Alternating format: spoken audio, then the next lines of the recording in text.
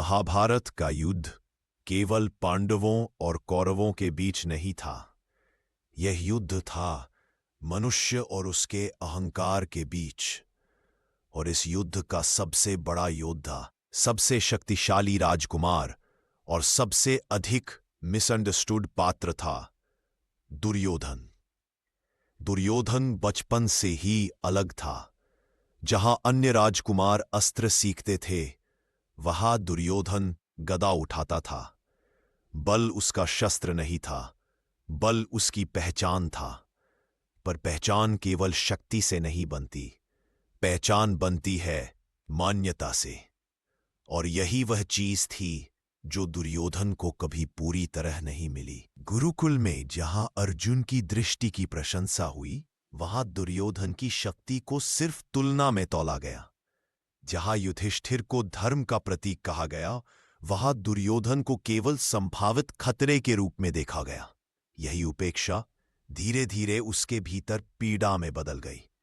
और पीड़ा जब समय पर समझी न जाए तो अहंकार बन जाती है। दुर्योधन बुरा इसलिए नहीं बना क्योंकि वह अधर्मी था। वह बुरा इसलिए बना क्योंकि उसने अपने अपमान को अपना सत्य मान लिया। माया सभा में हुआ उसका अपमान एक क्षण नहीं था, वह उसके जीवन की दिशा बदलने वाला मोड़ था। हंसी, फिसलन और मौन, उस मौन में एक निर्णय जन्म ले चुका था। अब केवल अधिकार। पर इसी दुर्योधन में एक ऐसा गुण भी था जो उसे साधारण खलनायक नहीं बनने देता, मित्रता। जब सभा में कर्ण का अपमान हुआ, तब कोई आगे नहीं बढ़ा। तब दुर्योधन उठा। उसने जाति नहीं देखी, उसने योग्यता देखी। कर्ण को राजा बनाकर दुर्योधन ने यह सिद्ध किया कि वह केवल स्वार्थी नहीं था, वह निष्ठावान भी था। यही निष्ठा उसे महान बना सकती थी, पर वही निष्ठा उसे अंधा भी कर गई।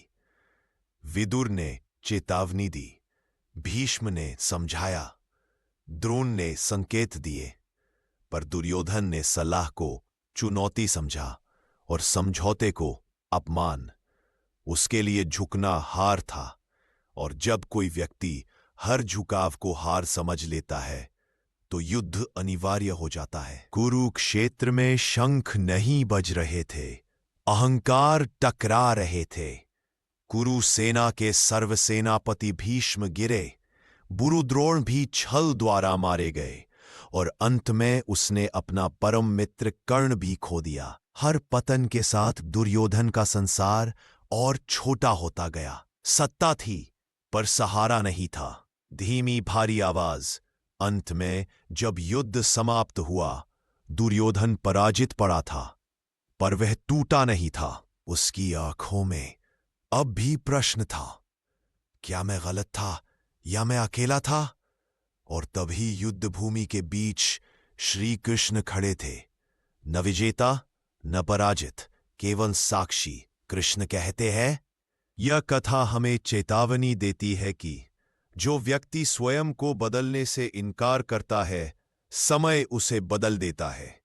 और इसलिए सच्ची विजय किसी युद्ध भूमि में नहीं, वह जीत अपने भीतर के अहंकार पर पाने में है।